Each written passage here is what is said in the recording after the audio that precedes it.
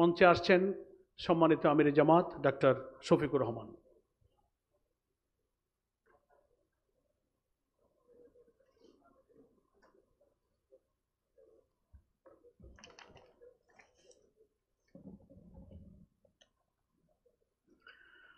আসসালামু আলাইকুম ওয়া রাহমাতুল্লাহ।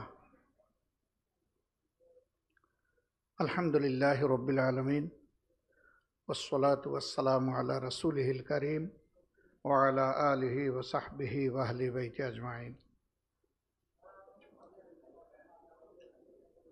বাংলাদেশ জামাত ইসলামের আমিরের নেতৃত্বে সম্প্রতি European union, European commission, European council এবং বেলজিয়াম সরকারের বিভিন্ন গুরুত্বপূর্ণ কর্তৃপক্ষের সাথে একটি টিম সাক্ষাৎ করে প্রিয় দেশের জনগণের প্রয়োজন এবং ভালোবাসাকে ধারণ করে আমাদের এই সফর ছিল। সফরটি কার্যত শুরু হয়েছিল বাংলাদেশ থেকে 4 এপ্রিল, আর ব্রাসেলসে এই সফর এবং কার্যক্রম আমরা সমাপ্ত করেছিলাম 10 এপ্রিল। 10 তারিখ বিকালে আমরা ব্রাসেলস থেকে ইউকে যাই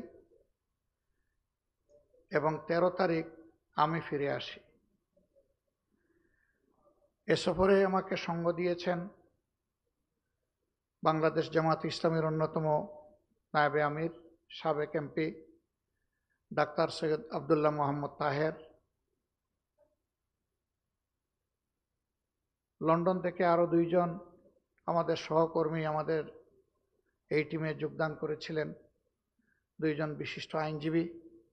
ইউরোপে আমাদের স্পোকসম্যান ব্যারিস্টার আবু বকর সিদ্দিক মোল্লা এবং ব্যারিস্টার মাহবুবুল আলম।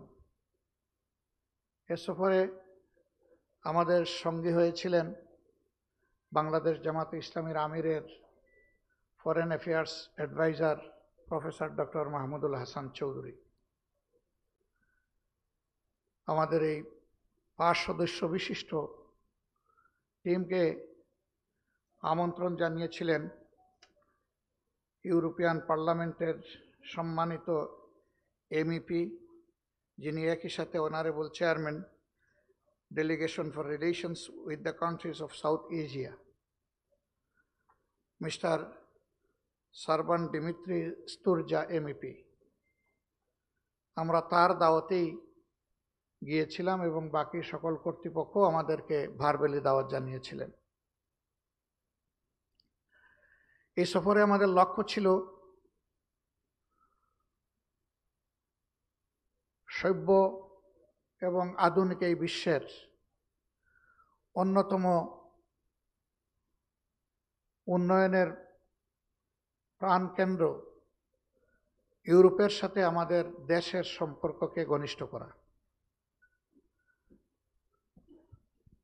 নতুন বাংলাদেশের এই সম্ভাবনাকে কাজে লাগিয়ে আমাদের সম্পর্ককে সামনের দিকে এগিয়ে নেওয়া এবং অনন্য একটা উচ্চতায় পৌঁছানোর জন্য বিরামহীন চেষ্টা চালানো। এরই অংশ হিসাবে এই সফর ছিল আমাদের জন্য নয়, আমাদের জাতির জন্য প্রয়োজনীয় এবং গুরুত্বপূর্ণ। কিন্তু নিঃসন্দেহে আমরা সরকারকে প্রতিনিধিত্ব করি না। আমরা একটি দায়িত্বশীল রাজনৈতিক ইসলামী সংগঠন। আমাদের রাজনীতির মূল উপপাদ্যই হচ্ছে জনগণের কল্যাণ, দেশের স্বাধীনতা এবং সার্বভৌমত্বের সাস্টেইনেবিলিটি। এটাকে সামনে রেখেই আমাদের এই ট্যুর ছিল। এই ট্যুরে পর্যায়ক্রমে আমরা 6টি কর্তৃপক্ষের সাথে গুরুত্বপূর্ণ আলোচনায় মিলিত হয়েছি। প্রতিটি মিটিং 1 ঘন্টা থেকে 2.25 ঘন্টা পর্যন্ত স্থায়ী ছিল। সেই বৈঠকগুলোতে সময়ের গুরুত্বপূর্ণ বিষয়গুলো আমরা সামনে নিয়ে আসার চেষ্টা করেছি। প্রথম মিটিংটি আমাদের হয়েছিল ইউরোপিয়ান কাউন্সিলের honorable foreign policy adviser miss Veronika Musilinova সাথে। দ্বিতীয় বৈঠকটি আমাদের অনুষ্ঠিত হয় honorable bilateral affairs for Asia and Oceania kingdom of Belgium government এর প্রতিনিধি সাথে। তিনি হচ্ছেন ফ্রাঙ্কোইস দেলহি। তিনি আমাদের দেশ ইতিপূর্বে চারবার সফর করেছেন। দুইবার তিনি রোহিঙ্গা শিবির সফর করে ইউরোপিয়ান ইউনিয়ন এবং বেলজিয়ামের পক্ষে দায়িত্ব পালন করেছেন। আমাদের তৃতীয় মিটিং ছিল মিস্টার মাইকেল শটার, যিনি honourable directorate general for migration and home affairs European ইউনিয়নের। তাদের একটা বিগ কনসার্ন মাইগ্রেন্টস নিয়ে। মাইগ্রেন্টসদের একটা গুরুত্বপূর্ণ অংশ বিভিন্ন দেশ থেকে তারা বৈধ পথে সেখানে যান না এবং আশ্রয় নেন না। এটি তাদের জন্য একটা উদ্বেগের বিষয়। নিঃসন্দেহে যে দেশ থেকে তারা মাইগ্রেশন করেন সেই দেশের জন্য এটা একটা কনসার্নের বিষয়। এই বিষয়গুলো নিয়ে আমরা আলোচনা করেছি। এরপরের মিটিংটি ছিল ইউরোপিয়ান কমিশন এর সাথে আমাদের। সেখানে তিনজন গুরুত্বপূর্ণ ব্যক্তি ছিলেন। তাদের নেতৃত্ব দিয়েছেন মিস্টার চার্লস হুইটলি। পরের মিটিংটি ছিল আমাদের honorable director Belgium economic missions and state visits affairs Rose Donck. Miss Rose ডনকের সাথে ছিল আমাদের শেষ মিটিংটি। এর বাইরেও আমরা কিছু রাইটস অর্গানাইজেশনের সাথে মিলিত হয়েছি এবং আমাদের দেশের অবস্থা, লেবার রাইটস ইত্যাদি বিষয় নিয়ে, হিউম্যান রাইটস নিয়ে তাদের সাথে কথা হয়েছে। যেহেতু সেগুলো ফর্মাল কোনো মিটিং ছিল না, সেই জন্য আমরা এখানে উল্লেখ করছি না। আমাদের এই গুরুত্বপূর্ণ মিটিংগুলোতে অনেকগুলা বিষয় সামনে উঠে এসেছে। এর মাঝে প্রথম বিষয়টাই ছিল গণতন্ত্রকে সংহত করা এবং সাস্টেইনেবল করা, টেকসই করা। এই ব্যাপারে আমাদের বন্ধুপ্রতিম দেশ এবং ডেভেলপমেন্ট পার্টনার্স যারা আছেন তারা তাদের দেশের অভিজ্ঞতার ভিত্তিতে আমাদেরকে কি সহযোগিতা করতে পারেন। ইউরোপের 26টি দেশ মিলে বর্তমানে ইউরোপিয়ান ইউনিয়ন। একসময় এটি 27টি ছিল। ইউকে এখান থেকে এক্সিট নেওয়ার পরে এখন 26টি দেশ তার সদস্য রাষ্ট্র। অধিকাংশ রাষ্ট্রই আমাদের সাথে ব্যবসা বাণিজ্য, আমাদের এডুকেশন এক্সচেঞ্জ প্রোগ্রাম এবং লেবার এক্সচেঞ্জ প্রোগ্রাম নিয়ে আমাদের সাথে তারা জড়িত। তো এই ক্ষেত্রে আমরা তাদের অভিজ্ঞতার জায়গা থেকে আমরা সহযোগিতা তাদের কাছে চেয়েছি। এর মাঝে গুরুত্বপূর্ণ দেশগুলো, অনেকগুলা দেশ তারা তাদের দেশে পিআর সিস্টেমে নির্বাচন করে থাকেন।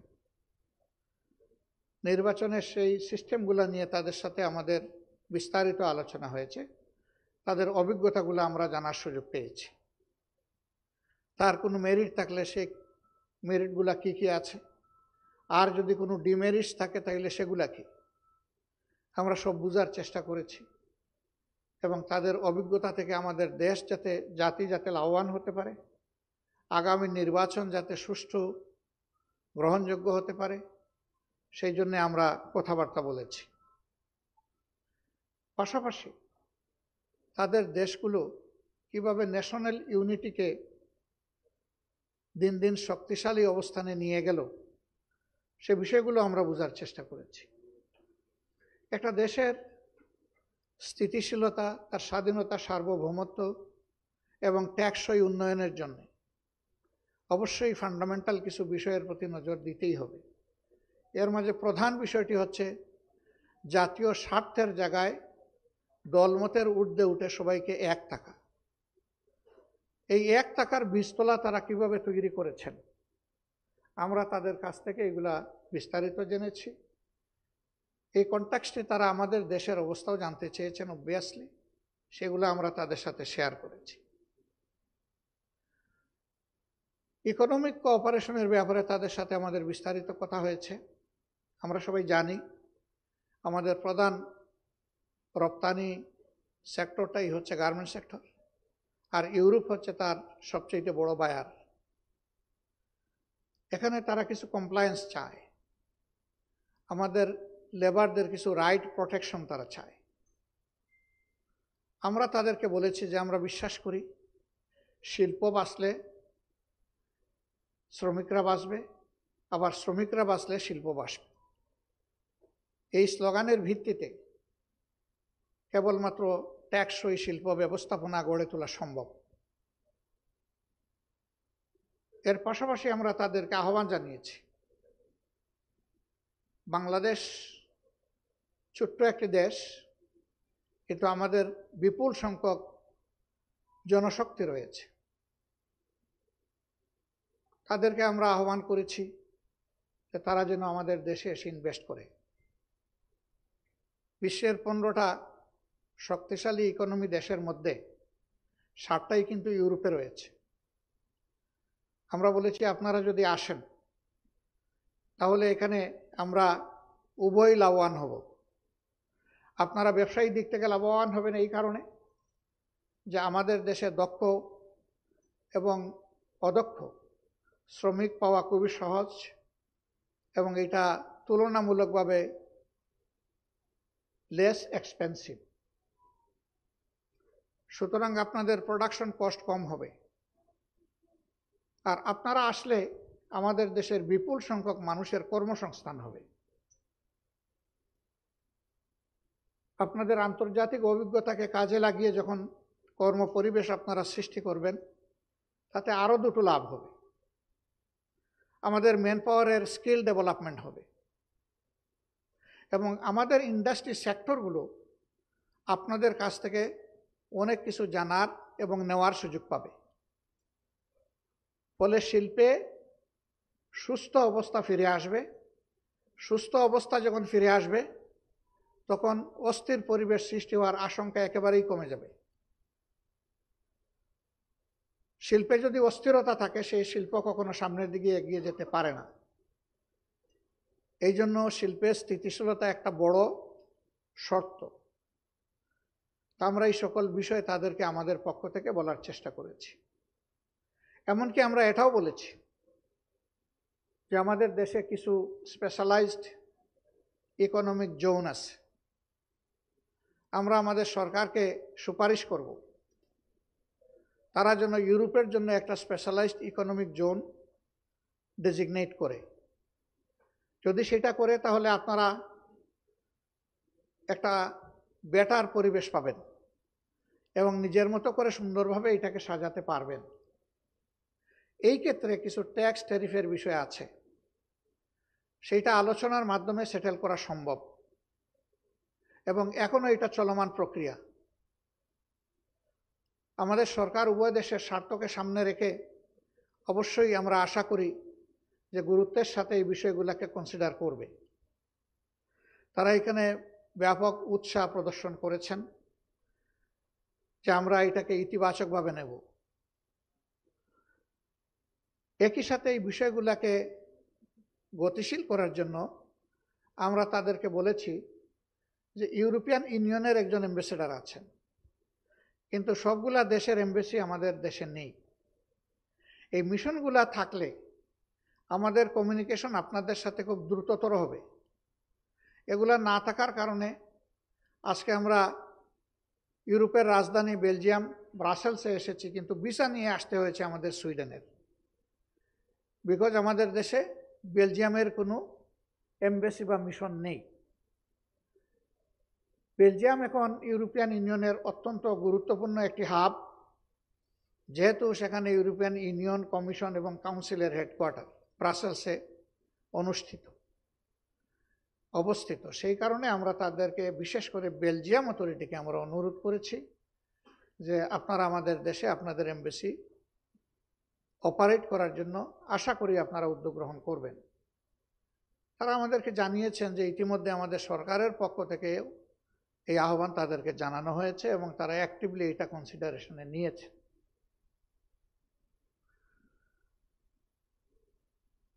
স্কিল ডেভেলপমেন্ট ম্যান পাওয়ারের এইটা নিয়ে আমরা তাদের সাথে আলোচনা করেছি।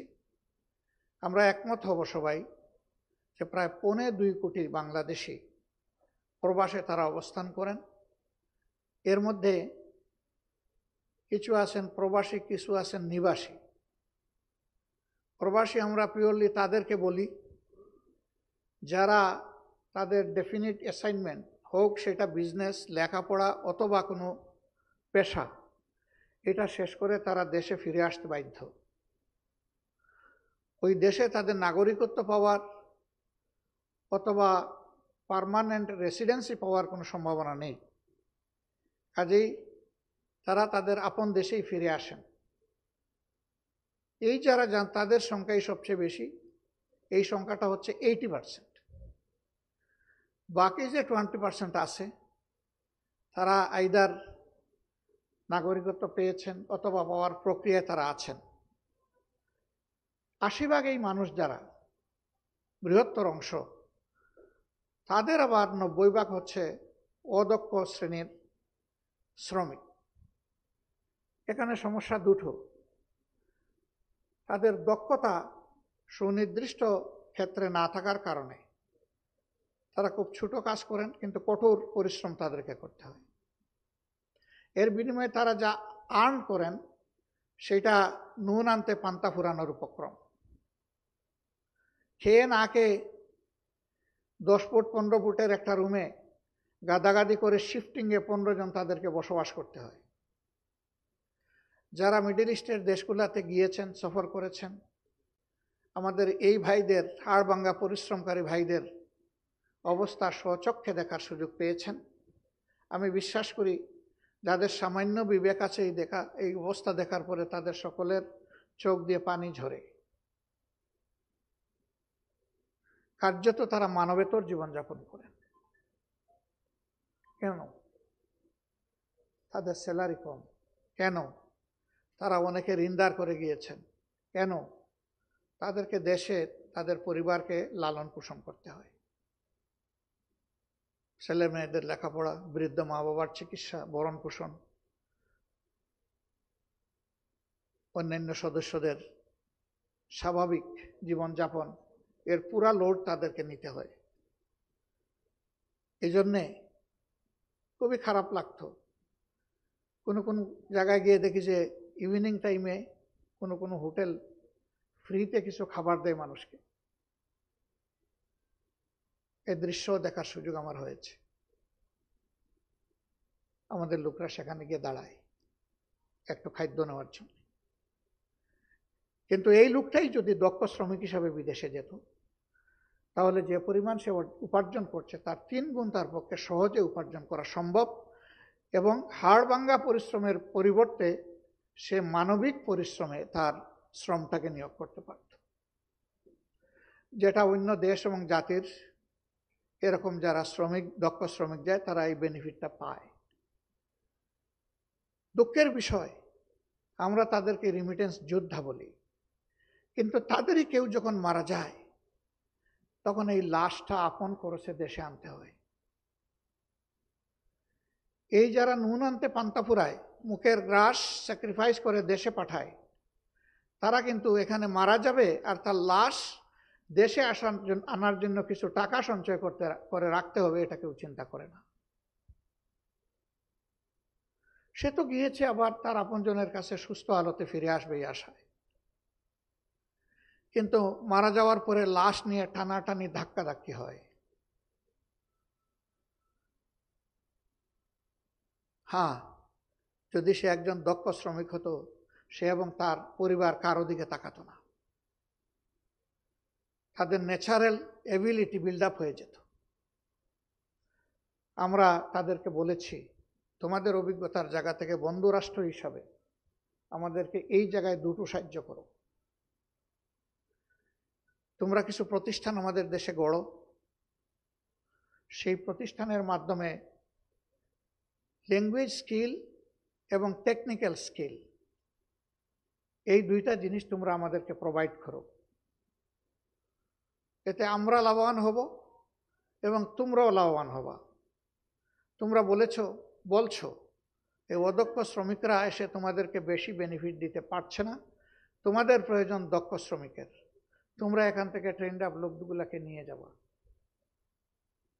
তোমরা বলছো লোকেরা অবৈধ পথে আমাদের দেশগুলোতে অনুপ্রবেশ করছে, তখন এই দক্ষ লোকগুলো তার নিজের দেশেই কাজ পেয়ে যাবে।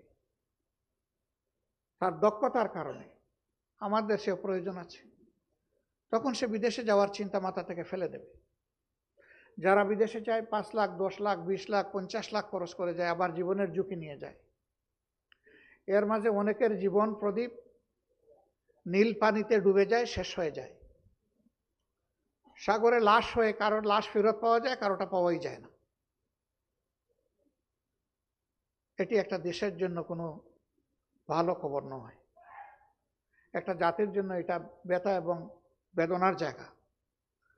এইগুলোর সমাধান স্কিল ডেভেলপমেন্টের মাধ্যমে সম্ভব। আমাদের দেশের ল্যান্ড এরিয়া ভেরি স্মল। হ্যাঁ, একটা দেশকে ডেভেলপ করতে হলে 3টা ইন্ডাস্ট্রিতে ইকুয়ালি ফোকাস করতে হয়। ফার্স্ট ইন্ডাস্ট্রি হিউম্যান ইন্ডাস্ট্রি, এই জায়গায় স্কিল ডেভেলপমেন্টের প্রোগ্রাম। আমরা বলি জনসংখ্যা, আমরা এখনো বলতে পারছি না জনশক্তি। স্কিল ডেভেলপমেন্ট প্রোগ্রামের মাধ্যমে সম্ভব জনসংখ্যাকে জনশক্তিতে পরিণত করা। এই বিষয়গুলো নিয়ে আমাদের বিস্তারিত আলোচনা তাদের সাথে হয়েছে এবং তারা আগ্রহ দেখিয়েছেন। এই আগ্রহের জায়গায় আমাদের জায়গা থেকে দাঁড়িয়ে আমরা বাংলাদেশের বর্তমান সরকারকে আহ্বান জানাবো যে এই দরজাগুলা জানালাগুলা খোলার দায়িত্ব সরকারকে নিতে হবে। আপনারা এগিয়ে যান এবং দেশটাকে এগিয়ে যাওয়ার পথে একটা রাস্তায় রেখে আপনারা তারপরে একটা সুষ্ঠু নির্বাচন দিয়ে বিদায় নেন। সম্মানিত ভাইয়েরা, লেবার রাইটস নিয়ে কথা হয়েছে। আমরা স্বীকার করি যে এখানে আমাদের কিছু ঘাটতি রয়ে গেছে বিভিন্ন জায়গায়। মালিকরা যেদিন মনে করবেন যে এই লেবারের শক্তিশালী 2টি হাত ছাড়া আমার কোনো মেশিনের হুইল ঘুরবে না, এদিন তারা লেবারদেরকে সম্মান করতে বাধ্য হবেন। একা মালিক যে কাজ করতে পারবে না, 10,000 শ্রমিক সেটাই তাকে করে দিচ্ছে, এটা যেদিন তার ফিলিং হবে, সেদিন লেবারদের প্রতি মালিকদের মানসিক অনুভূতিটা ভিন্ন হবে এবং সেদিন ভালোবাসা এবং শ্রদ্ধার দৃষ্টিতে তারা দেখবে। আবার আমাদের শ্রমিক বন্ধুরা যেদিন দেখবে যে আমাদের মালিক পক্ষ আমাদেরকে ভালোবাসে, আবার আমাদেরকে সম্মানও করে, আমাদের কাজের অ্যাপ্রিসিয়েশন আমরা পাই, সেদিন তাদের উৎসাহের কারণে প্রতিটি শিল্পক্ষেত্রে উৎপাদন 2 গুণ হারে 3 গুণ হারে বাড়তে থাকবে, কারণ এখানে তার স্বতঃস্ফূর্ততা আছে। তো আমরা এই বিষয়গুলো নিয়েও তাদের সাথে অনেক আলোচনা করেছি যে আপনাদের অভিজ্ঞতাগুলো আমাদেরকে শেয়ার করেন এবং তাদের কিছু এখানে সুপারভাইজারি অথরিটি আছে, আমরা বলছি এটাকে আরও অ্যাক্টিভেট করেন। আমরা আমাদের দেশকে, মানুষকে ভালোবাসি এবং সাস্টেইনেবিলিটির একটা বীজতলা আমরা তৈরি করতে চাই সবাই মিলে। আমরা আমাদের দেশের একটা বিশাল ক্রাইসিস নিয়ে তাদের সাথে শেয়ার করেছি, যেটার পার্টনার তারাও। এটি হচ্ছে 1.6 মিলিয়ন রোহিঙ্গা যারা আমাদের বুকের উপরে আছেন। তারাও মানুষ, আমাদের মতো মানুষ, আমাদের মতো তাদেরও একটা ঠিকানা ছিল। তারা সেখানে খেয়ে বেঁচে চলছিলেন, কিন্তু দুঃখজনকভাবে অত্যন্ত অমানবিকভাবে তাদের উপর আক্রমণ করা হয়েছে, খুন করা হয়েছে, মা বোনদের ইজ্জত নষ্ট করা হয়েছে। তারপরে তাদেরকে তাদের দেশ থেকে তাড়িয়ে দেওয়া হয়েছে। আমরা তাদেরকে আশ্রয় দিয়েছি মানবিক কারণে। কিন্তু বাংলাদেশ এমনিতেই একটা বিপুল জনসংখ্যার দেশ, সেই দেশের পক্ষে এই ক্রাইসিস মোকাবেলা করা সম্ভব নয়।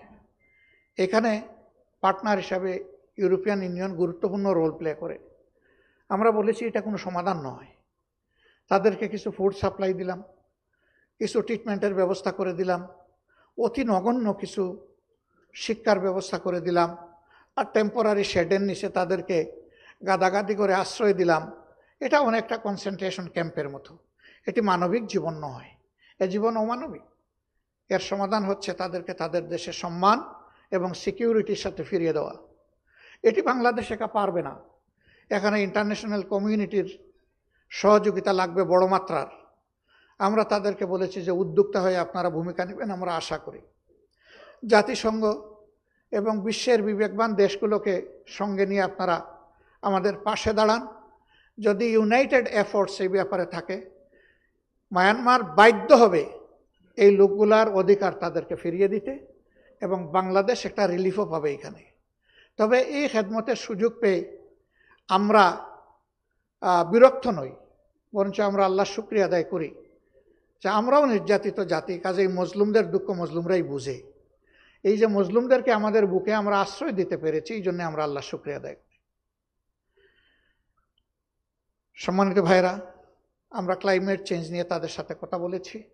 আমরা সবাই জানি আমাদের দেশ উন্নত বিশ্বের বর্জ্যের একটি দুষ্ট প্রক্রিয়ার ক্ষতির মধ্যে রয়েছে। আমরা এইখানে এই জলবায়ু পরিবর্তনের কারণে যে সাফারিংগুলো আমাদের হচ্ছে, দায় কিন্তু উন্নত বিশ্বের যারা এই সাফারিংয়ের কারণ।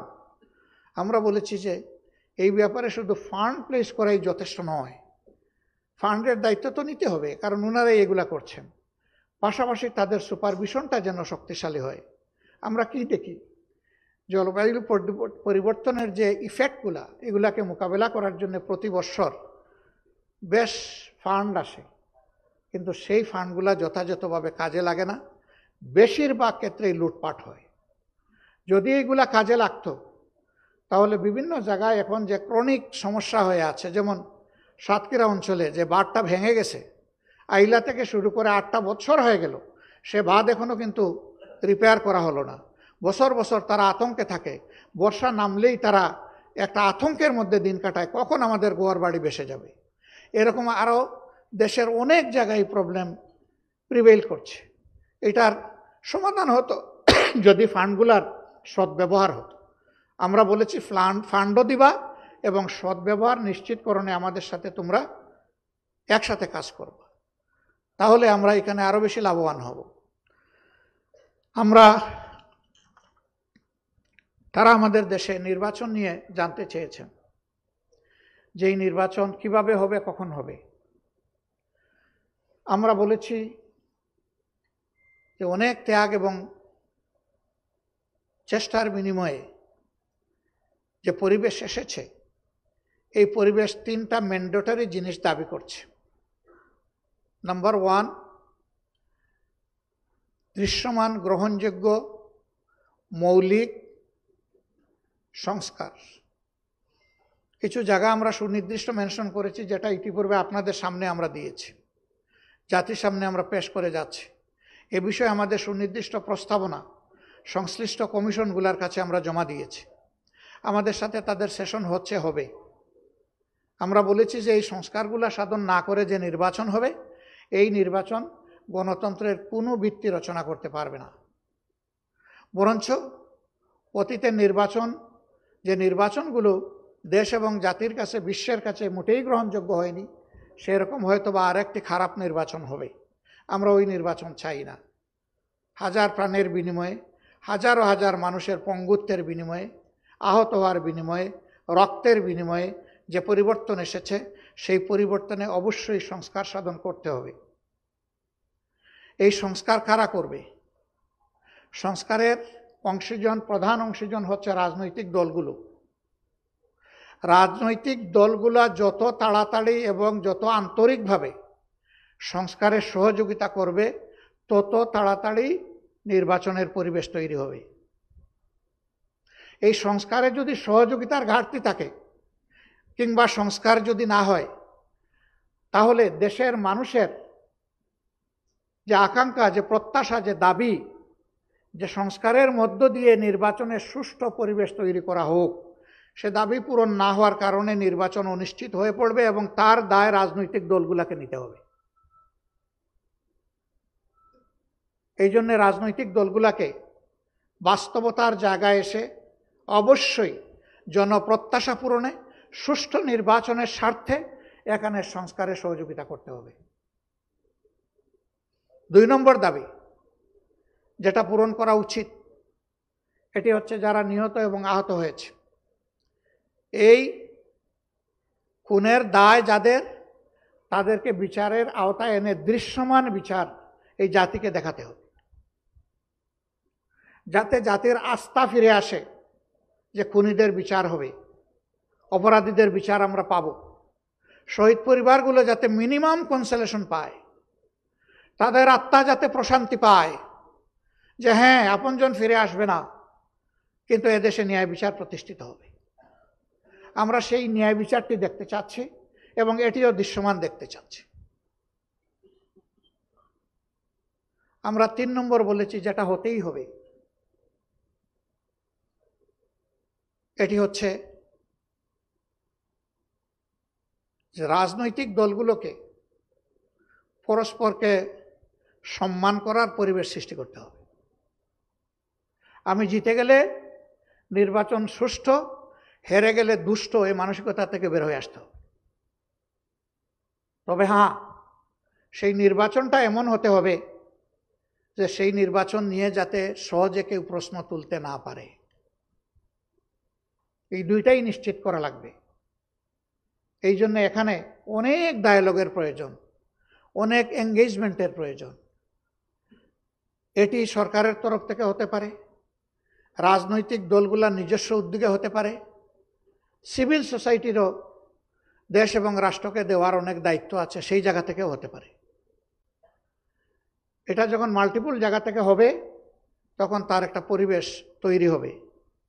আমরা এই বিষয়গুলো নিয়েও আলোচনা করেছি। সম্মানিত সাংবাদিক বন্ধুগণ, আরও অনেক খুঁটিনাটি বিষয় এখানে এসেছে, তারা নির্বাচনের সময় জানতে চেয়েছে। আমরা বলেছি প্রধান উপদেষ্টা তিনি জাতির সামনে বারবার বলেছেন ডিসেম্বর থেকে পরবর্তী বছরের জুনের মধ্যে ইলেকশন অনুষ্ঠিত হবে।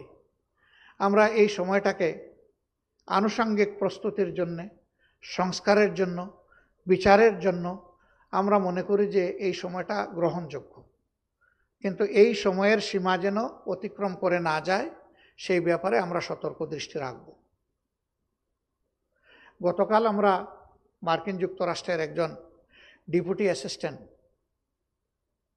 সেক্রেটারির সাথে আমরা সাক্ষাৎ করেছি। বের হওয়ার পরে আপনারা সাংবাদিক বন্ধুরা এ ব্যাপারে প্রশ্ন করেছিলেন। আমি বলেছি যে এই নির্বাচন হতে পারে রোজা শুরু হওয়ার আগে, আগামী ফেব্রুয়ারিতে। আমি আবারও বলছি, এটা তখনই হতে পারে যখন এই শর্তগুলো পূরণ হবে। এই শর্ত পূরণ ছাড়া কিন্তু ওই মার্চ ফেব্রুয়ারি কোনো কিছুই ঠিক থাকবে কিনা আল্লাহই ভালো জানে। এই জন্য আমরা সিনসিয়ারলি যারা চাচ্ছি দেশে জনগণের গণতন্ত্র ফিরে আসুক, তাদের সকলকে আন্তরিক সহযোগিতায় এগিয়ে আসতে হবে। আমরা প্রস্তুত, সকল ধরনের সহযোগিতার জন্য আমাদের দল প্রস্তুত। আমরা আমাদের বন্ধু সংগঠন সবাইকে আহ্বান জানাবো, আসুন সবাই আমরা এগিয়ে যাই। আমাদের কর্মকাণ্ডই প্রমাণ করবে যে আমরা কতটা আন্তরিক এই বিষয়ে। জনগণ তখন দেখতে পারবে, বাস বিবেচনা করবে। আর জনগণের ইচ্ছার উপর আমরা বিষয়টাকে ছেড়ে দিই, আগামী নির্বাচনে কাকে তারা সিলেক্ট করবে। তারা অতীত দেখবে, দলগুলার ম্যানিফেস্টো দেখবে, বর্তমান কর্মকাণ্ড বিবেচনায় নিয়ে ভবিষ্যতে কার কাছ থেকে কি পেতে পারে সেই আশা নিয়ে তারা যে প্রত্যাশা, যে স্বপ্ন অন্তরে লালন করে। আমাদের বীররা জীবন দেওয়ার আগে তারা যে স্লোগান দিয়ে গেছে যে we want justice, we never support any disparity, সেই রকম একটা সমাজ কারা তাদেরকে উপহার দিতে পারবে, এই বিবেচনার ভার আসুন আমরা সবাই মিলে আস্থা রেখে জনগণের উপর ছেড়ে দিই। Let be people to decide the matter, not we people. আমরা এটা বলবো না যে আমাকেই ক্ষমতায় যেতে হবে। আমরা বলবো জনগণের ইচ্ছার আলোকে জনগণ যাদের উপর আস্থা রাখবে তারা দেশ শাসন করবে, বাকিরা বিরোধী দলে বসবে এবং তারা সরকারি দলকে ন্যায়সঙ্গত কাজে সহযোগিতা করবে, অন্যায় এবং জনগণের ক্ষতি হয় এমন সকল কাজে প্রতিবাদ করবে, প্রয়োজনে প্রতিরোধ গড়ে তুলবে। This is duty and beauty of democracy. আমরা ইনশাল্লাহ সেদিকে এগিয়ে যাব। আমরা জানি সাংবাদিক বন্ধুদের জন্য এই সময়টা একটু ক্রিটিক্যাল। সারা রাত কাজ করে দিনের বেলা একটু মেশিনটাকে রিচার্জ না করলে কেমনে হবে, এই জন্য একটু বিশ্রামের সময় এটা। এই সময় স্যাক্রিফাইস করে কষ্ট করে আপনারা এসেছেন, আমাদের কথাগুলো শুনেছেন, মনোযোগ দিয়ে শুনেছেন, সহযোগিতা করেছেন, এবং আমরা আপনারা সবাই মিলে আমরা, এ দেশ আমাদের, এ জাতি আমাদের। এই জাতি দুইটা সেকশনের কাছে বড়ই প্রত্যাশা রাখে, একটি হচ্ছে রাজনীতিবিদ আর একটি হচ্ছে মিডিয়া জগৎ। এই দুই পক্ষই শুধু তাদের দায়িত্ব চারদিক থেকে জাতিকে দেখা, 4D ডাইমেনশনে দেখা, যাতে কোনো কিছু এসকেপ করে না যায় আমাদের দেখা থেকে। এই দুই পক্ষের বোঝাপড়া এবং পারস্পরিক সহযোগিতা যত শক্তিশালী হবে, প্রিয় দেশ ততই ভালো হয়ে উঠবে এবং বিশ্বের বুকে আমরা একটা মর্যাদাবান জাতি হিসাবে ইনশাআল্লাহ প্রতিষ্ঠা লাভ করতে পারব। এমন একটি সোনালী প্রত্যাশা বুকে নিয়ে আমরা আজকের মতো আমাদের এই বক্তব্য এখানেই শেষ করছি। আল্লাহ যেন অপার সম্ভাবনার এই বাংলাদেশকে গড়ে তোলার শক্তি মিলেমিশে ঐক্যবদ্ধ হয়ে আমাদেরকে পালন করার তৌফিক দান করেন। সবাইকে আবারও ধন্যবাদ, অনেক ধন্যবাদ। আসসালামু আলাইকুম রহমতুল্লাহ। এবার আপনাদের কোনো, জি আফদাল ভাই। আসসালামু আলাইকুম মাননীয় আমিরে জামাত, আমি সৈয়দ আফদাল আহমেদ, দৈনিক আমার দেশের নির্বাহী সম্পাদক। আমি প্রথমেই আপনাকে ধন্যবাদ জানাই যে আপনার ইউরোপের ইউনিয়নের দেশগুলো সফরকালে আপনি বাংলাদেশের স্বার্থগুলো এবং আন্তর্জাতিক সমস্যাগুলো তুলে ধরেছেন এবং একটা পজিটিভ আলোচনা আপনাদের হয়েছে। আপনার এই সফরকালে আপনি লন্ডন গিয়েছেন এবং সেখানে অবস্থানরত বাংলাদেশের সাবেক প্রধানমন্ত্রী বিএনপি চেয়ারপারসন বেগম খালেদা জিয়া এবং বিএনপির ভারপ্রাপ্ত চেয়ারম্যান জনাব তারেক রহমানের সঙ্গে আপনার সাক্ষাৎ হয়েছে। আপনারা ইতিমধ্যে বলেছেন যে এটা আপনাদের সৌজন্য সাক্ষাৎ। হ্যাঁ, অবশ্যই।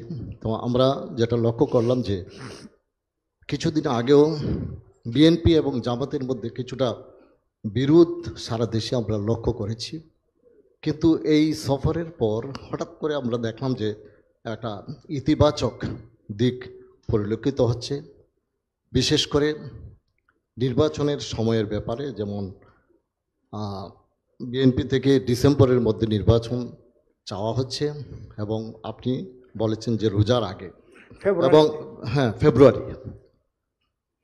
তো আপনাদের এই যে শীর্ষ বৈঠক, এটা অবশ্যই শীর্ষ বৈঠক, দুইটি প্রধান দলের শীর্ষ নেতার মধ্যে বৈঠক হয়েছে। তো বাংলাদেশের মানুষ মনে করে এটা শুধুই সৌজন্য বৈঠক নয়, বাংলাদেশের রাজনীতির বিষয়, এখানে গুরুত্বপূর্ণ বিষয়গুলো আলোচিত হয়েছে এবং মানুষের খুব কৌতূহল। এবং আমরা আজকেও আমি লক্ষ্য করেছি যে বিভিন্ন মহলে এই বৈঠক নিয়ে আলোচনা হচ্ছে। তো আমরা জানতে চাই যে গুরুত্বপূর্ণ রাজনীতির কী বিষয়গুলো আলোচনা হয়েছে, বিশেষ করে নির্বাচনের বিষয়ে, এই যে পতিত স্বৈরাচার ফ্যাসিস্টের বিচারের বিষয়ে বা অন্য কোনো বিষয় থাকলে আপনি যদি বলুন, আমরা আলোকিত হব। ধন্যবাদ। ধন্যবাদ আপনাকে, আপনি স্মরণ করিয়ে দিয়েছেন। আমি আগেই বলেছিলাম যে ইউরোপ মানে বেলজিয়ামের সফর শেষ করে আমরা ইউকেতে গিয়েছিলাম 3 দিনের জন্য। আপনারা জানেন সবাই যে বাংলাদেশে ফ্যাসিস্ট আমলে রাজনৈতিক সকল দলই ছিল নির্যাতিত এবং সারা জনগণ ছিল নির্যাতিত। তো নির্যাতিত দল হিসাবে প্রথম আঘাতটা আমাদের উপরেই আসে এবং শেষ আঘাতটাও আমাদের উপরে আসে। প্রথমে আমাদের নেতৃবৃন্দকে মিথ্যা মামলায় জড়িয়ে একটা ট্রাইব্যুনালে নিয়ে, যেটাকে আমরা বলি জুডিশিয়াল কিলিং, সেটা করা হয়েছে। ব্রিটেনের একটা অ্যাপেক্স কোর্ট এই সংক্রান্ত একটা রায় দিয়ে বলেছে it was a genocide of the justice. এটা ছিল বিচারের গণহত্যা, এটা কোনো বিচার ছিল না। ব্রিটেনের অ্যাপেক্স কোর্ট, বাংলাদেশ না। আর শেষ আঘাতটা ছিল আমাদেরকে নিষিদ্ধ করা, এটা আর কাউকে করা হয়নি। আমরা মুসলিম, আমরা আমাদের 11 জন নেতা হারিয়েছি, শীর্ষ নেতা, আল্লাহ তাদেরকে শহীদ হিসাবে কবুল করুন। অসংখ্য সাথী হারিয়েছে, আল্লাহ তাদেরকেও শহীদ হিসাবে কবুল করুন। অসংখ্য ভাই বোন পঙ্গু হয়েছে, আল্লাহ তাদের সঙ্গী সহায় হোক। এর পাশাপাশি বাংলাদেশ জাতীয়তাবাদী দল তারাও প্রচুর সাথী এবং সহকর্মীকে হারিয়েছে। আমরা যেমন আয়নাগরের শিকার হয়েছি, তারাও হয়েছে।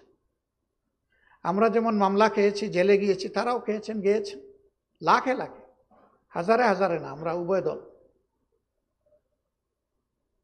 ব্যক্তি হিসাবে বেগম খালেদা জিয়াও জুলুমের শিকারে পরিণত হয়েছিলেন। তিনি একদিকে মজলুম, আরেকদিকে অসুস্থ।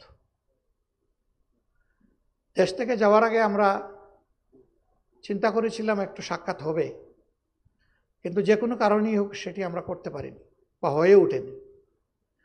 তো ইউরোপ সফরে গিয়েছি, একেবারেই কাছের দেশ বেলজিয়াম। আবার ইউকেতে আমাদের 2 জনের যাওয়ারও দরকার ছিল। তাহের সাহেব ওনার চিকিৎসা পারপাসে একটা বিশেষ জায়গা যেটা বাংলাদেশে হচ্ছে না, তিনি ওখানে গিয়েছেন। আর আমার একজন পরিবারের সদস্য সেখানে থাকে, তাদেরকে গত সফরে আমি সময় দিতে পারিনি, এবার দিব বলে কথা দিয়েছিলাম, তাই গেলাম 2 দিনের জন্য। আমরা গিয়েছি প্রথমেই উনাকে দেখতে, যে কোনো কাজ শুরু করার আগে লন্ডনে ঢোকার পরে। আলহামদুলিল্লাহ আমরা প্রীত যে তারা আমাদেরকে অতি ভালোবাসা এবং সম্মানের সাথে গ্রহণ করেছেন। আমাদের মূল উদ্দেশ্যই ছিল উনাকে দেখা, কিন্তু যেহেতু তিনি অবস্থান করছেন তার বড় সন্তান দলের ভারপ্রাপ্ত চেয়ারম্যানের বাসায়, সেই কারণে তিনিও থাকবেন, এটি স্বাভাবিক। তিনি ছিলেন। 2 জন বাংলাদেশি মানুষ চা খাইতে গেলে একজনের সাথে আরেকজনের কোনো পরিচয় নাই, শুরু করে দেয় আমাদের দেশের রাজনীতির কথা। আর আমরা 2 দলের দায়িত্বশীল নেতৃবৃন্দ এক জায়গায় বসবার, রাজনীতির কোনো কথা হবে না, এটা কি বাস্তব? এটা বাস্তব না। কথা তো হয়েছে, কিন্তু আমরা সুনির্দিষ্ট কোনো বিষয়ে কথা বলিনি। কখন নির্বাচন হবে, কিভাবে নির্বাচন হবে, বিচার প্রক্রিয়া কিভাবে হবে না হবে, বিভিন্ন বিষয় নিয়ে আমরা সাধারণ আলোচনা করেছি। ওইটা ডিসিসিভ কোনো ডিসকাশন ছিল না। আর যেটা বলেছেন রাজনীতিতে 2 দলের বিরোধ, যদি আপনি মার্কিন যুক্তরাষ্ট্রের গত নির্বাচনের দিকে তাকান তাইলে এটা কোনো বিরোধী না। সেখানে বাকযুদ্ধ তো হয়েছে আরো প্রচন্ড, কিন্তু ইলেকশন হয়ে যাওয়ার পরে হ্যান্ডশেক। এক দল চলে গেছে সরকারে, আরেক দল বসে গেছে বিরোধী দলে। এখন তারা মিলেমিশে তাদের দেশ চালাবে, এটাই স্বাভাবিক। রাজনীতিতে আমরা চাই মত পার্থক্য থাকুক, না থাকলে রাজনীতিবিদরা অন্ধ হয়ে যাবে। বন্ধ চোখ খুলে দেওয়ার জন্যই প্রয়োজন মত পার্থক্য, কিন্তু এও আমরা প্রত্যাশা করি যে এটা যেন মতবিরোধের রূপ না নেয়, ওটা পার্থক্য পর্যন্ত থাকুক। দুর্ভাগ্যজনকভাবে আমাদের রাজনীতিবিদরা অনেক সময় বিষয়গুলো খেয়াল করেন না বা করি না। এটা করতে হবে। যদি আমরা দেশকে ভালোবাসি তাইলে এই ভালোবাসার, শ্রদ্ধার জায়গায়, মিউচুয়াল রেসপেক্টের জায়গায় আমাদেরকে আসতে হবে। আমার ওপিনিয়ন আমি দিব, কিন্তু এটা বলতে পারবো না যে এইটাই করতে হবে। আমি ওপিনিয়ন দিয়ে বলবো যে আমি মনে করি যে এইটা করলে আমার দেশ এবং জাতির উপকার হবে, আর এটা আমি করতে দিব না। যে যাই চাক, এটাও রাজনীতি এবং গণতন্ত্রের ভাষা না। করতেই হবে যেমন ভাষা না, করতে দিব না সেটাও ভাষা না। আমি বলতে পারি যে ওই কাজটি করলে জাতি এই ক্ষতি হবে, অতএব এটা হওয়া উচিত নয়,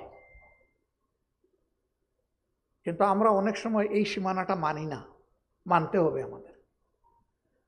তবে স্বাভাবিকভাবে আপনারা জাতি প্রত্যাশা করে, আমি নিজেও দেখছি, এটা প্রথমে বিএনপি চেয়ারপারসনের মিডিয়া উইংয়ের সাবেক একজন দায়িত্বশীলের ফেসবুকে প্রথমে বিষয়টা আসে। যেহেতু এটা কোনো ফর্মাল মিটিং ছিল না, এই জন্যে বিএনপিও দেয় নাই, আমরাও দেওয়ার কোনো দরকার মনে করি নাই। আমাদের ভিজিটের মেইন পারপাসটা ছিল একজন অসুস্থ সম্মানিত সহকর্মীকে দেখা, এটি আমাদের নৈতিক একটা দায়িত্বের পর্যায়ে পড়ে আমরা এটি শুধু পালন করেছি, এর বেশি কিছু না। তবে মিডিয়াগুলা বিভিন্ন বিশ্লেষণধর্মী যে আলোচনা করছেন, আমি পার্টিকুলারলি মনে করি যে এখান থেকে আমাদের পাওয়ার অনেক কিছু আছে। আমি হ্যাপি। আলোচনায় সব জিনিস আমার পছন্দ নাও হইতে পারে, কিন্তু ভালো অনেক জিনিস তো উঠেও তো আসতে পারে সেখান থেকে। সো এগুলাকে আমরা ওয়েলকাম করি। আর একজন যখন কথা বলবে তখন আমি যা চিন্তা করি সেইভাবে কথা বলবে কিভাবে? উনি যে চিন্তা করে সেইভাবেই তো কথা বলবে। তো আমার তো ওই জায়গা থেকে তার মতামতকে রেসপেক্ট করা উচিত। তিনি যা ভালো মনে করেছেন তাই বলেছেন, আমি যা উপযুক্ত মনে করব তাই গ্রহণ করব। যেটা আমার জন্য উপযুক্ত মনে করতে পারবো না, তা হয়তোবা দুঃখজনকভাবে আমি গ্রহণ করতে পারবো না। এটা তো কেউ আমাকে বাধ্য করবে না। তা আমরা মিডিয়ার এই চর্চাটাকে আমরা অভিনন্দন জানাই। এটা চলতে থাকুক, জাতির জন্য কল্যাণকর। এখান থেকে সবাই যেন ভালোটা গ্রহণ করতে পারি এবং আমরা সবাই মিলেমিশে যেন প্রিয় দেশ গঠন করতে পারি। আপনাকে ধন্যবাদ।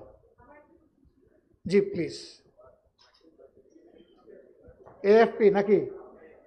জি, বলেন। আমার নাম সাবিহা, আমি এএফপির ব্যুরো চিফ। আমার আসলে দুটো প্রশ্ন। আপনি একটা করেন প্রথমে প্লিজ। প্লিজ দুটো, আপনি প্লিজ। একটার মধ্যে যেটাকে মোস্ট প্রেফারেন্সিয়াল সেটা আগে দুটোই করেন। খুব জরুরি জানা আমার আচ্ছা, জন্য। একটা করেন আগে। না না, দুটো, ওয়ান বাই ওয়ান। আচ্ছা, যাই হোক, প্রথম প্রশ্নটা হচ্ছে, আপনি বলছিলেন যে আপনারা প্রেফার করছেন ফেব্রুয়ারির মধ্যে ইলেকশন হওয়া, কারণ এরপরে রমজান শুরু হয়ে যাবে এবং আমাদের দেশের ঝড় বৃষ্টির মৌসুমও শুরু হয়ে যাবে, ওই সময় সাধারণত নির্বাচন হয় না। এখন প্রশ্নটা হচ্ছে যে আপনার মনে কি এমন শঙ্কা আছে যে যারা ক্ষমতায় আসবে তারা এই জুলাই অভ্যুত্থানের বিচারটা ঠিকমতো করবে না? এটা আমার 1 নম্বর প্রশ্ন। এটার সঙ্গে একই সঙ্গে যুক্ত যে আপনি বলছেন যে যা কিছুই হোক সেটা ফেব্রুয়ারি মার্চের মধ্যে হতে হবে, মানে দৃশ্যমান একটা বিচার হতে হবে, না হলে আসলে কোন জায়গায় ইলেকশন যাবে তার কোনো ঠিক ঠিকানা নেই। তো আইসিটি তো একটা ইন্ডিপেন্ডেন্ট বডি, এইভাবে যদি তাদেরকে বলেন যে ফেব্রুয়ারি মার্চের মধ্যে বিচার করতে হবে, সেটা তাদের স্বাধীনভাবে বিচার করার যে ম্যান্ডেট সেটাকে ক্ষতিগ্রস্ত করে কিনা, এটা আমার 1 নম্বর প্রশ্ন। আর আমার 2 নম্বর প্রশ্ন হচ্ছে, ইউরোপীয় ইউনিয়নের বিভিন্ন দেশের সঙ্গে আপনি যখন দেখা করেছেন, তারা কি অন্তর্ভুক্তিমূলক নির্বাচনের কথা বলেছে? তারা আওয়ামী লীগের পার্টিসিপেশনের প্রশ্নটা কি তুলেছিল? সেক্ষেত্রে আপনাদের জবাব কি ছিল? এবং যদি আওয়ামী লীগ ইলেকশনে আসে, আপনারা কি ইলেকশন করবেন না তাদের প্রতিহত করবেন? Thank you. খুবই গুরুত্বপূর্ণ দুটি প্রশ্ন করার জন্য আপনাকে ধন্যবাদ। একটি হচ্ছে সংস্কার এবং বিচার নিয়ে, যে আমরা ফেব্রুয়ারি মার্চের মধ্যে আদালতকে বাধ্য করতে পারি কিনা এই বিচার সম্পন্ন করতে। না, আমরা সম্পন্ন করার কথা বলিনি। আমরা বলেছি যে কিছু বিচার হতে হবে দৃশ্যমান, যাতে জাতির মনে আস্থা তৈরি হয় যে বিচারের এই ধারাটা অব্যাহত থাকবে। আপনি বলেছেন পরবর্তী সরকারের ব্যাপারে, এই ব্যাপারে কোনো সন্দেহ আছে কিনা। আমরা আস্থা রাখতে চাই এবং আমরা মনে করি যে সরকারে যারা আসবে তারা জনগণের সমর্থন নিয়ে আসবে, জনগণের পালস বুঝে আসবে, জনগণও তাদেরকে বুঝে গ্রহণ করবে। আমরা বিচারকে বাধ্য করে দিতে পারি না। আমরা বলে দিতে পারি না যে অত তারিখের মধ্যে বিচার সম্পন্ন করতে হবে, তাহলে এটা হবে বিচারের উপর নির্লজ্জ হস্তক্ষেপ, অহেতুক হস্তক্ষেপ। এ অধিকার আমাদের নেই, কিন্তু আমরা দাবি করতে পারি। আমরা মজলুম জনগণ হিসাবে দাবি করতে পারি। দাবির জায়গা আমাদের খোলা, এই দাবি সবাই করে, সকল যুগেই হয়েছে, আমাদেরও দাবি থাকবে। আর আমি এটা বলি নাই যে ফেব্রুয়ারির ভিতরেই ইলেকশন হতে হবে। আমি অনেকগুলা কারণও সেখানে বলেছি যে কেন এই ফেব্রুয়ারিকে চয়েস করা যায়। এরপরে এটা কোরআনের আয়াত নয়, বাস্তবায়নের প্রয়োজনে একটু আগাইতে পারে, একটু পিছাইতে পারে। এর আগেই যদি জাতির প্রত্যাশা পূরণ করে ইলেকশন হয়, তাতে আমার আপত্তি থাকবে কেন? আমার তো আপত্তি থাকার কথা না। আবার যদি এর জন্য আরও একটু সময়ের প্রয়োজন হয়, আমরা 15.5 বছর 16 বছর অপেক্ষা করতে পেরেছি, আরও 1-2 মাস অপেক্ষা করতে পারবো ইনশাআল্লাহ। দেশটা আমাদেরই, ভালোর জন্যই আমরা এটা করব। আপনার নেক্সট কোয়েশ্চন, যে অন্তর্ভুক্তিমূলক নির্বাচন নিয়ে কোনো কথা হয়েছে কিনা? অবশ্যই হয়েছে। আওয়ামী লীগের ব্যাপারে তারা জানতে চেয়েছেন কিনা? হ্যাঁ, চেয়েছে। সবাই চাননি, 2-1টা জায়গায় তারা চেয়েছে। আমরা তাদেরকে বলেছি যে আমাদের দেশে এই কেবলমাত্র একটা গণহত্যা হয়ে গেছে, শহীদের মা শিশুরা এখনো কান্নাকাটি করছে, স্ত্রীরা কান্নাকাটি করছে, আহতরা কেউ কেউ এখনো হাসপাতালের বেডে আছে। আমরা জাতি হিসাবে তাদেরকে আমাদের যে করণীয় সেইটাও পুরোপুরি করে উঠতে পারিনি। গোটা জাতি ট্রমাটাইজড। কারণ জুলাই আগস্ট এই সময়টা সরকার কার্যত গোটা জাতির বিরুদ্ধে দাঁড়িয়ে গিয়েছিল। এই আন্দোলন কোনো একক দলের বা পক্ষের ছিল না, এটা ছিল জনতার আন্দোলন। নেতৃত্বে ছিল আমাদের যুবক যুবতীরা, ইয়াং সোসাইটি, কিন্তু আন্দোলনে সম্পৃক্ত ছিল সারা দেশের জনগণ। অতএব দেশের জনগণের রাজনীতি কার জন্য? রাজনীতি জনগণের জন্য। 2 নম্বর, তারা তো অপার সুযোগ পেয়েছিলেন, তারা একটানা 3টা নির্বাচন তাদের অধীনে করেছেন। সেই নির্বাচনগুলোকে নির্বাচন রাখলেন না কেন? তারা তো নির্বাচনের জান কবজ করেছেন। এমনকি জনগণ তো বলে যে তাদের ভোটাররা, তাদেরকে যারা সমর্থন করে, ওরাও নির্বাচনের প্রতি এতটা আস্থা হারিয়ে ফেলেছিল, তারাও ভোট দিতে যায়নি। This is fact. তো সেই রকম একটা দলকে এই মুহূর্তেই বাংলাদেশের জনগণ গ্রহণ করবে কিনা এবং আওয়ামী লীগও তাদের মানসিকতা পরিবর্তন করেছে কিনা সেটা বিশাল প্রশ্ন। একথা বলার পরে তারা আর কিছু বলেননি, তারা আর পাল্টা জিজ্ঞেস করেনি এইটা কি ওইটা কি, এখানেই তারা থেমে গেছে। এবং রিয়েলিটি সবাইকে মেনে নিতে হবে, দিস ইজ রিয়েলিটি। রাজনৈতিক দল হিসাবে আপনার সামনে দাঁড়িয়েছি, দোয়া করেন যেন দাঁড়িয়ে জনগণের জন্য কাজ করে। আমাদের অবস্থান আমরা ইতিপূর্বে বহুবার বলেছি, এখন আর নতুন করে বলার দরকার নাই, মিডিয়াতে বলেছি। ধন্যবাদ। এরপরে জি, আসসালামু আলাইকুম। আমার নাম হচ্ছে মাজহারুল ইসলাম, কাজ করে নিউজ 24। মাননীয় আমির, সেটা হচ্ছে যেহেতু জামাতের ইয়েগুলো আমি একটু কভার করি।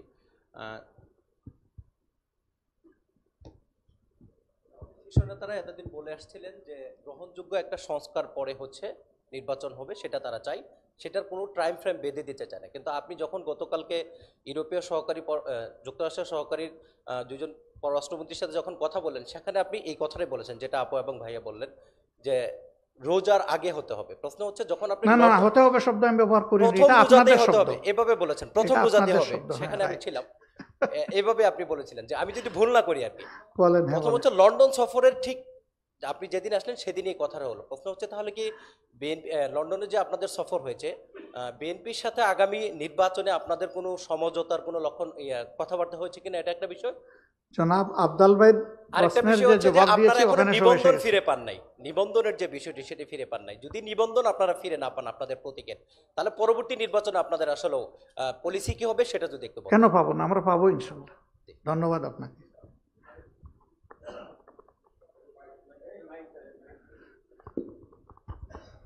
নিবন্ধন তো অন্যায়ভাবে কেড়ে নেওয়া হয়েছে, আমরা ইনশাআল্লাহ আমাদের ন্যায়সঙ্গত অধিকার ফিরে পাবো।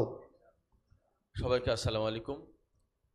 সম্মানিত আমির জামাত, আপনি আমাদেরকে সবাইকে ধন্যবাদ জানিয়েছেন। আমাদের পক্ষ থেকেও সাংবাদিকদের পক্ষ থেকেও আমি আপনাকে ধন্যবাদ জানাতে চাই। আপনি মত বিনিময়ের একটা ব্যবস্থা করেছেন সেজন্য, এবং গুরুত্বপূর্ণ একটা সফরের পরে। আব্দুল ভাই দীর্ঘ আলোচনার পরে একটা প্রশ্ন করেছেন, আসলে ওখানে অনেক কথা চলে এসেছে, আপনিও লম্বা জবাব দিয়েছেন। আমি অন্য একটা প্রশ্ন যেতে চাই, সেটা হচ্ছে যে আপনি ইউরোপীয় ইউনিয়ন সফরের সময় খুব গুরুত্ব দিয়ে বলেছেন যে ক্লাইমেট চেঞ্জের কারণে তারা ফান্ড দেয় আমাদেরকে, এবং এই ফান্ড আসলে দেয়াটা শেষ কথা না, এর সাথে রিলেটেড আরও অনেক কিছু আছে, সেই কাজগুলো জরুরি বেশি, বাস্তবায়নটা নিশ্চিত করা। আমার প্রশ্ন অন্য জায়গায়, রাজনৈতিক একটা জায়গায়। সেটা হচ্ছে যে আমরা 1/11-এর যে ঘটনা ঘটেছিল বাংলাদেশের ইতিহাসে, বাংলাদেশের সাম্প্রতিক ইতিহাসে যে ঘটনা ঘটেছে, সেই ঘটনায় আমরা দেখেছিলাম ইউরোপীয় ইউনিয়নের রাষ্ট্রদূত কূটনীতিকদের দৌড়ঝাঁপ, মার্কিন সেই সময়কার রাষ্ট্রদূত বিউটেনিসের দৌড়ঝাঁপ, এরপরে ভারতের হাইকমিশনার বিনা স্বীকৃত দৌড়ঝাঁপ, এই কূটনীতিকদের তৎপরতাকে অনেকাংশে 1/11-এর ঘটনার সাথে জড়িত করে দায়ী করা হয়। তো ক্লাইমেট চেঞ্জের কারণে বাংলাদেশের যেরকম মারাত্মক রকমের ক্ষয়ক্ষতি হয়েছে, 1/11-এর কারণে বাংলাদেশের রাজনীতিতে ভয়ঙ্কর রকমের ক্ষয়ক্ষতি হয়েছে, এবং তারপরে ফ্যাসিস্টদের উত্থান ঘটেছে, এবং গত 15-16 বছর বাংলাদেশের কি হয়েছে, আমাদের চেয়ে আপনারা বেশি ভুক্তভোগী। প্রশ্ন হচ্ছে যে ইউরোপীয় ইউনিয়ন যে দায়িত্ব তাদের ছিল 1/11-এর সময়, ক্লাইমেট চেঞ্জের কারণে যদি তারা ফান্ড দেয়, বাংলাদেশের ক্ষতিপূরণ দেয়, তাহলে বাংলাদেশের রাজনীতির ইতিহাসে, কূটনীতির ইতিহাসে যে ঘটনা ঘটেছে সেইখানে তারা ক্ষতিপূরণ দেবে কিনা, সেই ব্যাপারে আপনাদের কোনো কথা ছিল? আপনি লিখতে থাকেন, দেখা যাক তারা কি রেসপন্স দেয়। ধন্যবাদ আপনাকে। মাননীয় আমির, এইদিকে আমি। হ্যালো, ধন্যবাদ। জি বলেন, আপনি বলেন। আমি লোটন একরাম, ডিপিসি সম্পাদক। ইতিমধ্যে আমাদের বড় ভাই আবদাল ভাই একটা গুরুত্বপূর্ণ প্রশ্নের উত্তর আপনি বিস্তারিত বলেছেন। তারপর আমার একটা ওটার সঙ্গে অ্যাড করতে চাই যে আপনার নির্বাচনে যে মৌলিক যে সংস্কারগুলো আপনার দৃশ্যমান হতে হবে ইলেকশনের আগে, সে জায়গাটায় মানে বিএনপি চেয়ারপারসন এবং ভারপ্রাপ্ত চেয়ারম্যানের সঙ্গে কি আপনার আলাপ হয়েছে কোন মৌলিক সংস্কারগুলো নির্বাচনের আগে হওয়া প্রয়োজন আর কোনটা স্পেসিফিক কোনো আলাপ আমরা করিনি। এটা একটা সাধারণ সৌজন্যমূলক আলোচনা ছিল, আমরা স্পেসিফিক কোনো বিষয় আলোচনায় যাইনি। আচ্ছা, আরেকটি সাপ্লিমেন্টারি প্রশ্ন, বেগম খালেদা জিয়া এবং তারেক রহমান সাহেব দেশে আসার ব্যাপারে কোনো সুনির্দিষ্ট তারিখ নিয়ে কি আপনার সঙ্গে আলোচনা হয়েছে? না, শুধু ম্যাডামের ব্যাপারে এতটুকু অনুধাবন করেছি যে তিনি মানসিকভাবে একটু ভালো আছেন, কারণ দীর্ঘদিন পরে তিনি আপনজনকে পাশে পেয়েছেন, তাদের সাথে থাকতে পারছেন। তো তিনি প্রস্তুতি নিচ্ছেন, হয়তো বা এটা আগামী মাসের কোনো এক সময় হতে পারে বলে আমরা অনুমান করেছি, সুনির্দিষ্ট কিছু বলেননি। আর তারেক সাহেবের পক্ষ থেকে ওইরকম কিছু আসে, কবে আসতে পারেন তিনি দেশে সে আলোচনা আমরাও তুলিনি, উনিও কিছু বলেন। তিনি তার দেশে আসবেন, অসুবিধা কি? কোনো অসুবিধা তো নাই, এদেশ তো তার, আমার, আপনার, সবার। আমি ইকরামুল হক সাহেব, এটিএন বাংলা কাজ করি। কালকে বিএনপি মহাসচিব বলেছেন যে ডিসেম্বরের মধ্যে নির্বাচন না হলে দেশের পরিস্থিতি খারাপ হবে। আপনি ফেব্রুয়ারি রোজার আগের কথা বলেছেন, আপনি কি মনে করেন যে এর মধ্যে যদি নির্বাচন না হয়, কোনো কারণে জুনের পরেও যদি সময় যায়, নির্বাচন গড়িয়ে যায়, সেক্ষেত্রে দেশের পরিস্থিতি খারাপ হবে কিনা? আমরা এরকম কিছু এখনই প্রেডিক্ট করতে চাই না, বরঞ্চ আমরা ভালোটাই প্রত্যাশা করি এবং আমরা আশা করব যে এখন সরকারে যারা আছেন তারাও তো এদেশের মানুষ, যদিও তাদের কেউ কেউ মাঝে মধ্যে কিছু কথা বলে সমাজে কিছু অস্থিরতা তৈরি করে ফেলেন, তাদেরও ওই ব্যাপারে আরও সতর্ক হওয়া উচিত আমরা মনে করি, এবং জনগণের দেওয়া দায়িত্ব তারা পালনে যেন নিজেদের আমানতদারির জায়গাটা খেয়াল রাখেন, এটা আমরা আশা করি। আমরা ধারণা করি যে প্রধান উপদেষ্টা তার কথার মর্যাদা রক্ষা করবেন, এবং যেভাবে মির্জা সাহেব বলেছেন যে কাট অফ টাইম, আমরা ঠিক ওই রকম কথা বলতে চাচ্ছি না, কারণ এটা এই রকম একদম ফিক্স আপ করে দিলে এটা পয়েন্ট অফ নো রিটার্নের মতো হয়ে যায়। দেন হোয়াট? একটু মিনিমাম ফ্লেক্সিবিলিটি তো থাকতে হবে, যেটা বাস্তব প্রয়োজনে হতে পারে। এই জন্য আমরা মনে করি যে এখানে গ্রস কোনো ভায়োলেশন হওয়া উচিত না, এবং ঠিক ওই রকম কাট অফ কিছু না করলে ভালো, এটা আমাদের মত। কিন্তু অন্য দল তাদের মত দিতেই পারে, যেটা তারা সঠিক মনে করে। আমরা সবার মতামতের প্রতি সম্মান দেখি।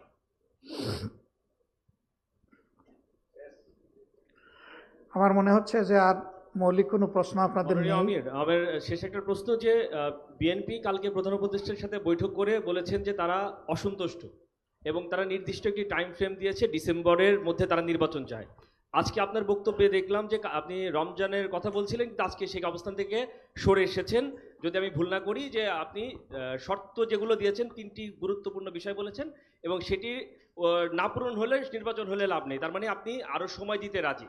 বিএনপি অবস্থায় তাদের শরিকদের সাথে আলোচনা করে কর্মসূচিতে যাবে, তো আসলে অবস্থান চেঞ্জ হচ্ছে কি না, যে রাজনৈতিকভাবে এই কর্মসূচিতে যে বিএনপি যাবে, তখন আপনাদের অবস্থানটা কি হবে নির্বাচনের দাবিতে? না, ঠিক আছে, আপনি আপনার পারসেপশন অনুযায়ী কথা বলেছেন। আজকের এই মিটিংয়ে আমি কি সব কথা বলতে পারবো না। এখানে রিলিভেন্ট যতটুকু গুরুত্বপূর্ণ কথা ততটুকু আসবে। আমরা সংস্কারের কথা কি একবারও বাদ দিয়েছি আমাদের বক্তব্যে? কখনো কি বলেছি যে আপাতত সংস্কার দরকার নেই?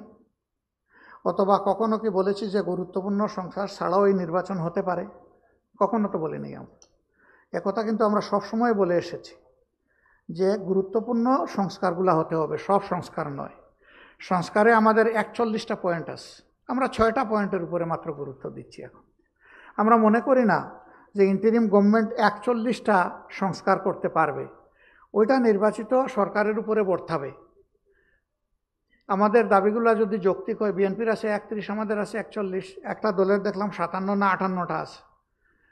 তো সরকারগুলোর কাছে তখন সবাই যার যার সংস্কারের প্রস্তাবনা দিবে, কে কতটুকু করবে এটা তাদের এবিলিটি এবং সদিচ্ছার উপর নির্ভর করবে। সদিচ্ছা একটা বড় জিনিস। আমরা কিন্তু সংস্কার থেকে কোনো সময় সরে আসিনি। আর কালকে আপনি ছিলেন তো, সেখানে ছিলেন না? তো সেখানে তো বৃষ্টি জোর ছিল বোধহয়, এমনকি আমার মাথার উপরে আপনারা ছাতাও একটু কষ্ট করে ভালোবেসে ধরেছিলেন। ওই সময় সব কথাই কি ভাই বলা যায়? ওই সময় সব কথা বলার সময় ছিল না। আমি সরে আসিনি, একটা কথা আরেকটা কথার কমপ্লিমেন্টারি, সম্পূরক, কোনোটার থেকে আলাদা করা যাবে না। ধন্যবাদ আপনাদের সবাইকে। জামাতে আমি একটা সর্বশেষ একটা মানে প্রশ্ন করি। আমি মাই টিভিতে আছি, মাই টিভি সিনিয়র রিপোর্টার। একটা বিষয় আমি জানতে চাই, বিগত দিনের রাজনৈতিক পট পরিবর্তনের পর থেকে যে কর্মযোগ্যগুলো আমরা দেখেছি আমাদের চোখে বা আমাদের একদম দৃশ্যমান, এই জায়গাগুলো থেকে দাঁড়িয়ে গতকালকে ইন্টারিম গভর্নমেন্টের একজন আইন উপদেষ্টা উনি বলেছেন যে জুনের মধ্যে নির্বাচন। আমরা আবার প্রধান নির্বাচন কমিশনের সঙ্গে আমরা থাইল্যান্ডেও আমরা কথা বলেছি হোয়াটসঅ্যাপে, তারা বলেছে তারা নির্বাচনের জন্য সমস্ত প্রস্তুত। আপনারা বলছেন স্থানীয় সরকার আগে চান নির্বাচন, কেউ বলছে জাতীয় সংসদ নির্বাচন আগে চান। কিন্তু আমার কথা হচ্ছে, একটু আগে যেমন আপনি বললেন যে আমরা ভোটের জন্য, ভোটের খায়েশে বা দল ক্ষমতা আনার জন্য রাজনীতি করছি না, আমরা জনগণের ভোটাধিকার ফিরিয়ে দিতে গণতন্ত্র প্রতিষ্ঠার জন্য করছেন। তো সেক্ষেত্রে যে হয়ে থাকে জুনের মধ্যে কি আসলে যে নির্বাচনের এজেন্ডা নিয়ে আগাচ্ছে যে বর্তমান যে অন্তর্বর্তী সরকার এবং নির্বাচন কমিশন, তাতে কি সব রাজনৈতিক দলের কি অংশগ্রহণের সুযোগ আছে? বা যারা ফেসিবাদ বিরোধী ছিল তারাও কিন্তু আসার একটা পায়তারা চলছে, সেই জায়গা থেকে আমাদের অবস্থানটা কি থাকবে? যারা ফেসিবাদ বিরোধী না, যারা ফেসিবাদী ছিল তাদেরও একটা পায়তারা চলছে, এটা বোধহয় বলতে চেয়েছেন আপনি নাকি? জড়িত, হ্যাঁ, তারাও আসার, ওটা দেখা যাবে সময় আসলে। তো আমরা আগেই বলতে চাই না বাঘ এসেছে, বাঘ এসেছে, যদি কখনো আসে দেখা যাবে। আর এমনিতে যেটা বলেছেন যে এর ভিতরে সব দল, আমি আগেই বলেছি, দেখেন খেয়াল করেন যে রাজনৈতিক দলগুলোর উপরেই এখন মূলত দায়িত্ব বর্তাচ্ছে। জনগণের চাহিদা, মিনিমাম চাহিদার আলোকে যে সংস্কার, সেই সংস্কারে আমরা কিভাবে কতটুকু সহযোগিতা করছি তার উপর নির্ভর করছে এই নির্বাচনের অনুষ্ঠান হওয়ার বিষয়টা। এটা এবং বিচার, এই দুইটা ব্যাপারে মানে সামান্য কোনো এদিক সেদিক করার কোনো সুযোগ নেই। এবং কেউ বলবে না যে আমরা বিচার চাই না, কেউ এটাও বলবে না আমরা সংস্কার চাই না, সবাই বলতেছে সংস্কার চাই। তাহলে এই গুরুত্বপূর্ণ জায়গায় তো আমাদেরকে অবশ্যই আন্তরিকতা নিয়ে এগিয়ে আসতে হবে এবং সহযোগিতা করতে হবে। ধন্যবাদ সবাইকে, আপনারা অ্যাটেন্ড করেছেন এবং আপনারা প্রশ্ন করে আমাদেরকে সহযোগিতা করেছেন। এই জন্যে এখন আমরা আপনাদেরকে ধন্যবাদ জানিয়ে দাওয়াত দিচ্ছি যে ইনশাআল্লাহ আমরা আপনাদের জন্য সামান্য লাঞ্চের আয়োজন করেছি, একটু আমাদের সাথে আপনারা এই লাঞ্চে অংশগ্রহণ করবেন। আমি যে শেষ করে দিয়েছিলাম, তাইলে তো ছোট গল্প হয়ে যাবে, শেষ হইয়া হইল না শেষ। বলেন। I am Priyam from Centris Nation. আপনি সামনে আসেন, আপনার কথা হারিয়ে যাচ্ছে। হ্যাঁ বলেন। I'm Priyam from Centris Nation. I wanted to know if there is any potential between a strategic alliance between Jamaat Islam and National Citizens Party. Jamaat Islami NCP. NCP, আপনি রিলেশন কানেকশন এগুলো জানতে চাচ্ছেন? এই পার্টিটা এখনো কিন্তু পুরোপুরি ফর্ম করেনি, তারা ফরমেশনে আসতে যাচ্ছে। এই অবস্থায় এখনই তাদের সম্পর্কে কোনো কিছু বলা আমার পক্ষে সম্ভব না। আমরা দেখতে চাই তারা কিভাবে আসে, আসার পরে সব কিছু বিবেচনা করে অবশ্যই আমরা আমাদের কর্তব্য নির্ধারণ করব। ধন্যবাদ আপনাকে। আমি উনাকে মানে ওমেন্স এম্পাওয়ারমেন্টের দাবি তো, এই জন্য উনাকে দিয়েছিলাম। আপনি কি একটু সবর করবেন? একটা আল্লাহু আকবার। সেটা হলো, আপনারা জামাত বিএনপি 4 দলীয় জোটভুক্ত ছিলেন, এরপরে 8 দলীয় জোট, 12 দলীয়, 18 দলীয় জোট হয়েছে। আগামী নির্বাচনে কি জামাত বিএনপিকে আমরা এরকম জোটভুক্ত দেখতে পাবো, কিংবা সেরকম জোটভুক্ত হওয়ার কোনো সম্ভাবনা আছে কিনা, সেরকম কিছু আলোচনা হয়েছে কিনা, এই বিষয়টা একটু ক্লিয়ার হওয়া দরকার। দেশ এবং জাতির স্বার্থ বিবেচনায় রাজনৈতিক দলগুলা কোনো উত্তম সিদ্ধান্ত যে কোনো সময় নিতেই পারে, কিন্তু ইতিমধ্যেই কোনো দলের পক্ষ থেকে পরিষ্কার বলা হয়েছে যে আমরা কোনো রাজনৈতিক জোট করব না। আমরা এখানেই আপাতত থাকি আর অপেক্ষা করতে থাকি। সবাইকে ধন্যবাদ। আসসালামু আলাইকুম।